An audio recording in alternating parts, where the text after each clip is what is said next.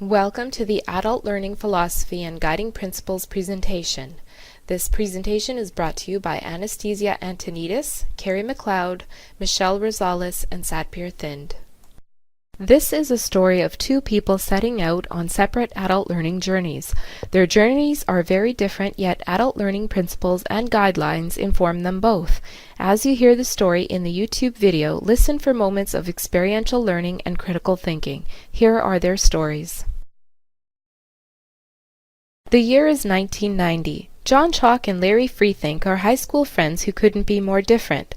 The boys have been inseparable since childhood and are saying goodbye for the first time at the end of their high school graduation ceremony to pursue their dreams separately. John is attending university in the fall to pursue a degree in business administrative studies with a focus on human resources. Larry is leaving tomorrow on a year-long journey that will take him surfing on the Oregon coast and then traveling around Europe. Both young men are picking up skills as facilitators, but in very different ways. Both are learning from actions undertaken during their employment and education experiences. Larry arrives at the Oregon coast to begin his summer of surfing. He realizes he should probably look for some work to help him pay for his passion of surfing. Larry has been an avid outdoor enthusiast with a particular interest in water sports since he was a child and decides to work for a company that allows him to pursue his passions while still earning some money. He quickly finds a job working for a vacation service provider offering boating excursions. His employer realizes he's very good with customers, particularly in providing safety instructions and basic training to those who require an introductory lesson. John spends the summer reading and looking for ways in which he can enhance his university experience. During the summer, he reads books from which he learns that everything we experience in our lives affects how we learn and subsequently behave. He reads many books which deal with the effects of emotions and stress on information processing. This resonates with John deeply because he is very goal-oriented and he wants to ensure that he will be able to make the most of his education without becoming burnt out.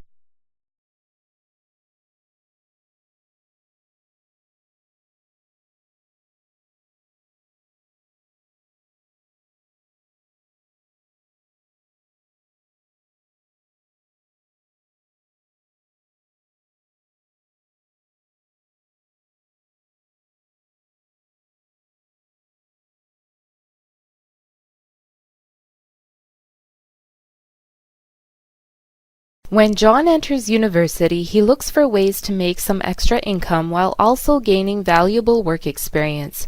During the summer, John learned that he could work as a teaching assistant while he attends university. John pursues all opportunities available to him to help him move forward in his aspirations to join the corporate world and make a good income.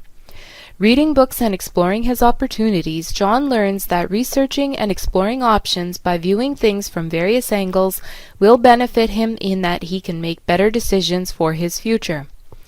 He realizes he runs the risk of overstimulation, but fears he may become bored if he doesn't keep himself engaged.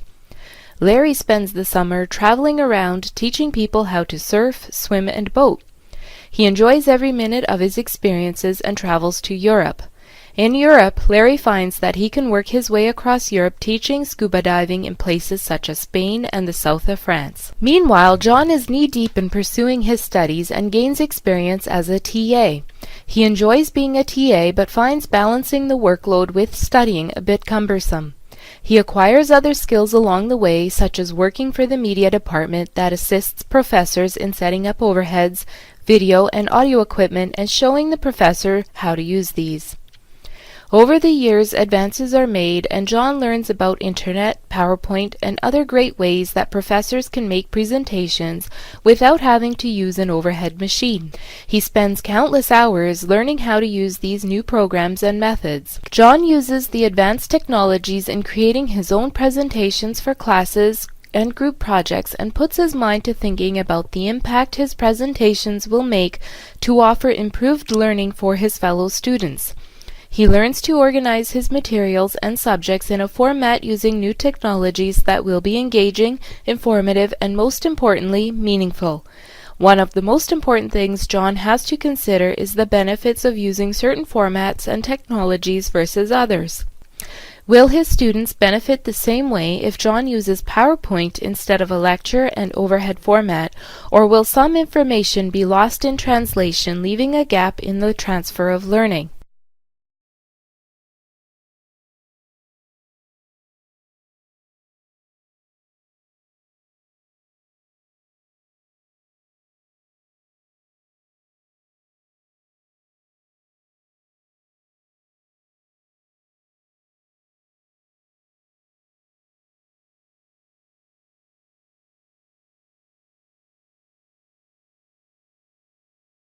After the end of their first year, the young men meet up to reflect on their experiences over coffee.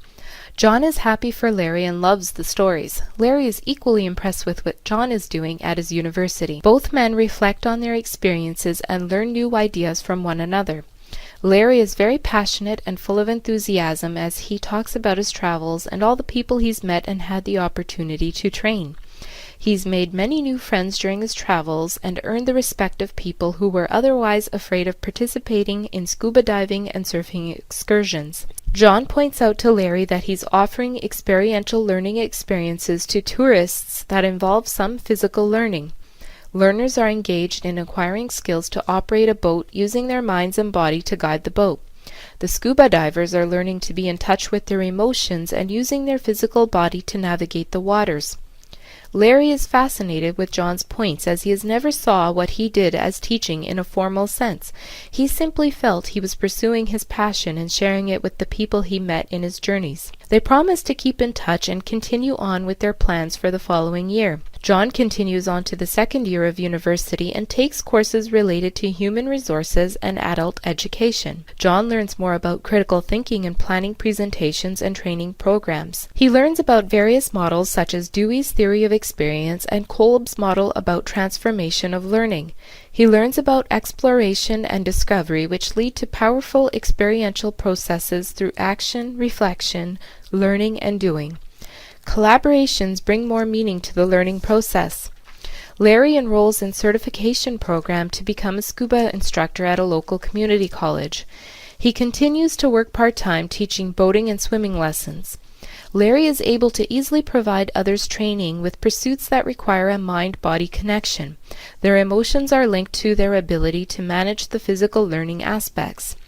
Without coordination and concentration, the mind and body wouldn't be able to work together to create learning opportunities. Larry is able to instill confidence in students.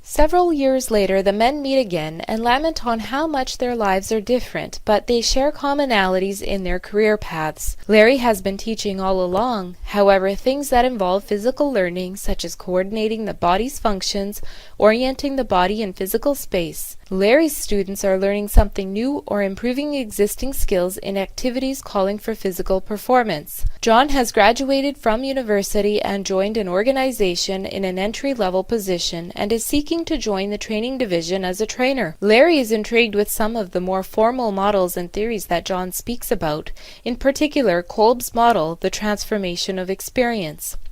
Larry points out to John that over the years, during their conversations, John has provided critical thinking skills to Larry. Through their conversations, Larry has learned to see different perspectives of what he's been doing in his life and what he offers to his students. Larry surprises John by pointing out that John has used continuity and interaction to bring his skills together into his new trainer position at the large insurance company.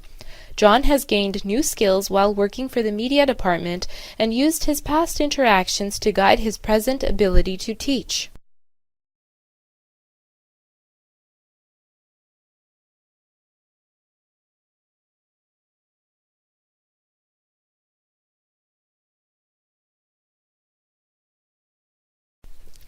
In conclusion, both men are adult educators in very different environments, and in these environments the importance of philosophy and guiding principles is evident. John fostered critical thinking in his own approach to adult education by continually seeking out new challenges and working to fit the puzzle of his career path together. In all of his roles and jobs, he was always thinking strategy about how best to facilitate and to ensure his students had the opportunity to think critically as well. Spear and Mocker, 1991, identify 3 key points on the subject of critical thinking. Adults must be given continual opportunities to think critically. Critical thinking is about developing the process of discovering the answer and not from the answer. We must draw from the learner's interests and experience to bring about motivation. Larry learned many facilitating best practices through trial and error. Because so much of his teachings were in somewhat informal settings, he had the luxury of making changes and improvements on the fly and then apply these improvements in future sessions. At this point in his career, he would see value in the 4 important keys in experiential learning identified by McCracker in the Week 7 study notes. We need a plan that supports each phase of the learning cycle. We need to leave adequate time for feedback. Learners should never leave feeling anxious or threatened, and time is needed for the facilitator to reflect on responses from learners.